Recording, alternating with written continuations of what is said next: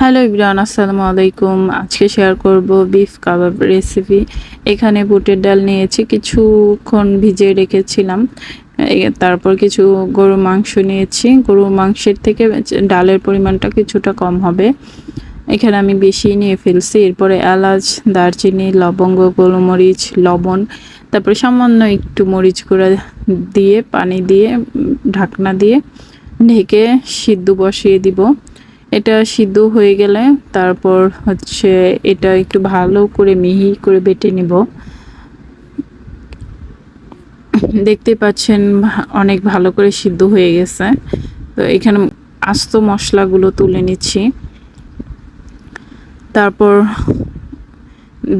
দেখেই বোঝা যাচ্ছে একেবারে ভালো করে সিদ্ধ হয়ে গেছে। তো বেটে নেওয়ার পরে এইটুকু হয়েছে। এরপরে এখানে ডিম অ্যাড করব। একটা ডিম নিয়েছি। আপনারা চাইলে ডিমটা আলাদা ফেটিয়ে নিতে পারেন।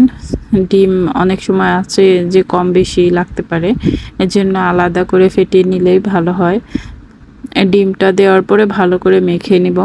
এখানে পরিমাণ মতো লবণ দিয়ে দিয়েছি, যতটুকু লাগবে।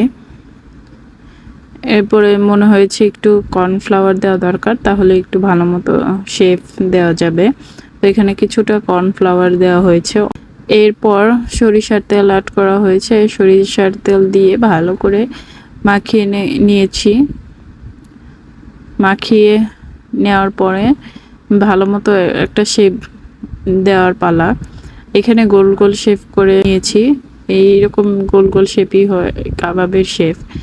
সবগুলো বানিয়ে নিয়েছি। এরপরে হচ্ছে এখানে গরম তেলে লাল লাল করে ভেজে নিব।